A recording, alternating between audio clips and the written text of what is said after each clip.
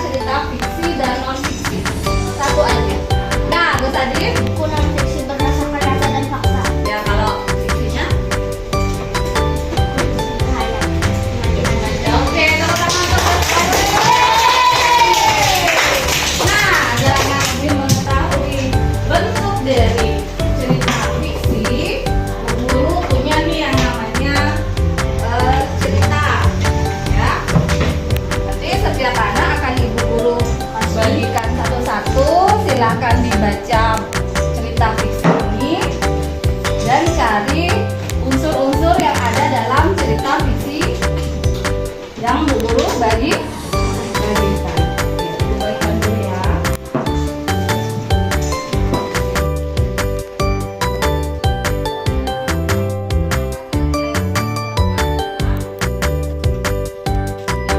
Seekor singa pemberani yang sombong. Ia telah berkeliling ke berbagai tempat di dunia. Di sebuah hutan, ia melihat ada sebuah kepompong menempel di atas daun pohon. Suatu hari, tak sengaja ular tersebut jatuh ke dalam kubangan bumbu pisang. Tolong, dengan kerelaan belum hanya terdengar oleh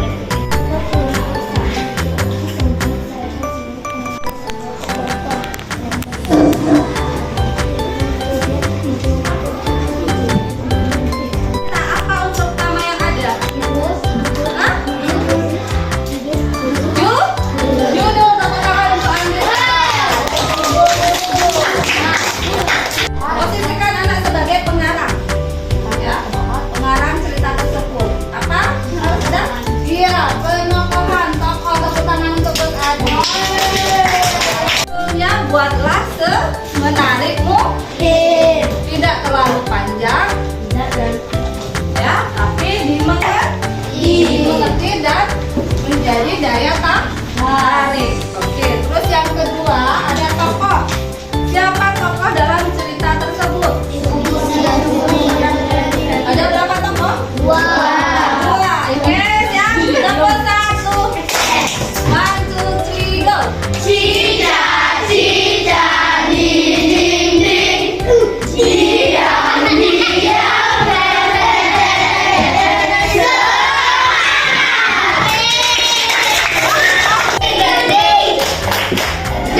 go.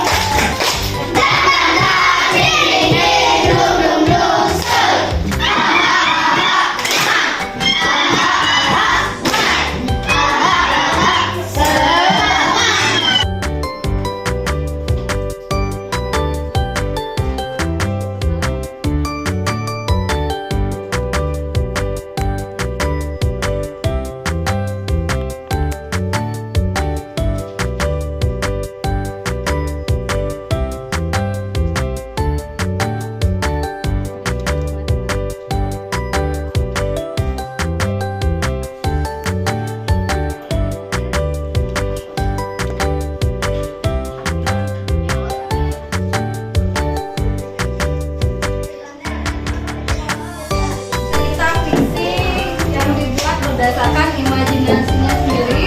Sekarang saatnya anak-anak membacakan hasil karyanya di depan teman-temannya, ya. Jessica. Oke, tepuk tangan untuk Jessica. Kita lihat dulu bagaimana hasilnya, cantik sekali ya. Tepuk tangan untuk Jessica. Sekarang kita bacain ya karangannya. Yang lain menyimak ya. Nanti ada pertanyaan dari Bu.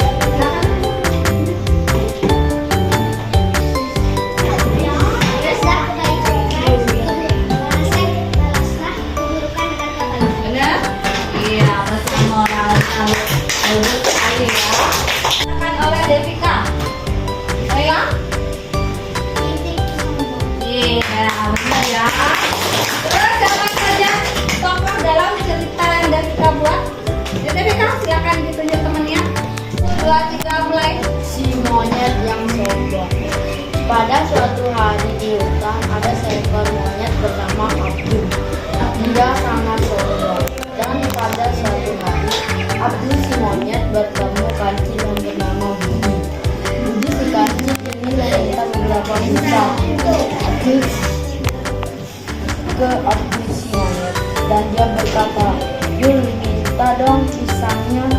Sayangnya Abdul si monyet tidak mau memberikan pisangnya ke si kancil.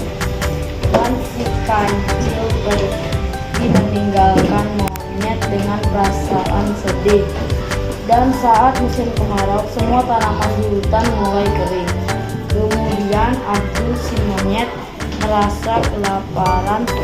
Dia berkata, "Aduh, aku sangat lapar."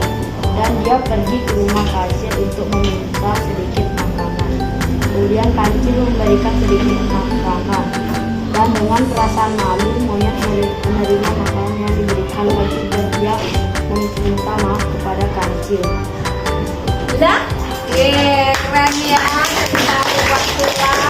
Bagaimana sifat si monyet?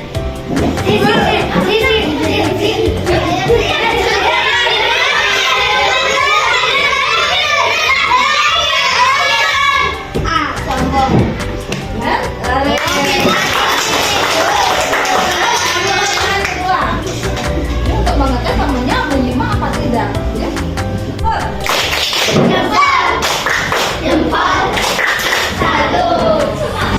Perhatikan semua. Tepuk satu. Refleksi saya hari ini, peristiwa dapat membuat karangan cerita fiksi. Perasaan saya hari ini senang karena dapat membuat cerita fiksi. Pembelajaran hari ini dapat belajar membuat cerita fiksi dan bagian-bagian cerita fiksi dan perbedaan cerita fiksi dan non-fiksi. Penerapan kedepannya belajar lagi membuat cerita fiksi. Yeah,